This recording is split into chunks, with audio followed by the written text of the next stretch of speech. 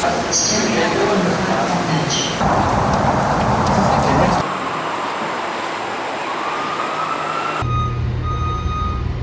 Diverse, vibrant, and full of youth, South Florida has continuously been one of the hottest, no pun intended, destinations for people from all walks of life to settle in. With the year-round nice weather, a multitude of beaches and parks, and different communities for all cultures and races, South Florida, and Miami in particular, has something for everyone. However, with population growth comes more and more demand for living space and commercial establishments. Land in Miami is constantly being discussed as a potential area for construction. As a result, many communities have felt the effects of urbanization. It is our mission to learn both the positive and negative effects, as well as see what the future holds in store for the community. First in line witnessing the development of urbanization are the community members themselves. They are most affected due to the fact that these changes will alter part of their daily lives. One of the most prominent examples is the current situation in Calusa, a small community in West Kendall. And we see the big, huge trucks on our local road. We have this Calusa Club Drive. It's a single lane going each way, all the way around Calusa. And these huge trucks take up more than one lane. And this is just for 1 acre. And so I can't even fathom the amount of disruption this would cause when they're doing the entire 168 acres. Over 500 homes are being constructed on the former golf course. Though it may aid the housing crisis in South Florida, community members have found potential issues and setbacks. So residents were extremely upset and concerned about long-term impacts, and also specifically about environmental impacts, because we had some very specific concerns about a Calusa rookery that was on the site and some state-threatened birds that were nesting there. It is evident that there are many elements to consider when looking into urbanizing South Florida.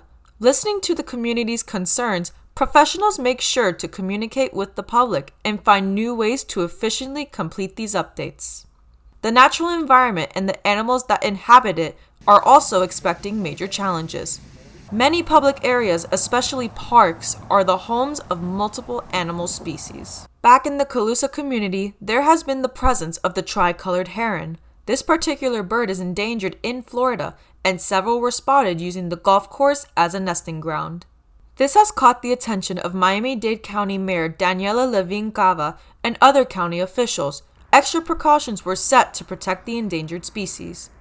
A particular angle to also explore when looking at urbanization is the psychological effects it can create. With many changes occurring in communities like Calusa, people can begin to experience mental health issues. Clearly, the problem when we are taking over green spaces with buildings and concrete jungles, so to speak, we're diminishing the opportunities and the effects of positive mental health spaces and access to being outdoors and being essentially one with nature. If our environment is just full of distractions, then ultimately we become very cluttered. We become distracted. We've seen an increase in ADHD. We've seen an increase in anxiety. We've seen an increase in symptoms. And people who are really studying eco-psychology can't ignore the connection between how urbanization is directly linked to our mental wellness and maybe even in this case, mental illness. The place I've lived in the past, I've really just been really more suburban, more a little bit, not really this whole skyscraper deal with there being, restaurants and places to be about 2 blocks from each other, maybe 1 block. I used to live, down in Hialeah. It was a little bit more family feeling. Here, everything feels a little really clustered, really fast. The only thing that's not fast here, I'd say, is the traffic. Considering these factors having a high probability of surfacing, the focus switches to those in professional industries such as construction and architecture. We live in Miami. It's a very tight area, especially when you get to areas like Biscayne, downtown, Coral Gables, areas that are really tight with downtown traffic. Lane closures become a lot more difficult to get once you get into those areas. If you're looking at an open field, it's a lot more comfortable to work in. You do have some terrains that aren't accessible to trucks. They might sink in certain terrains. Remember, we live in South Florida. There's a lot of sand. and soft dirt.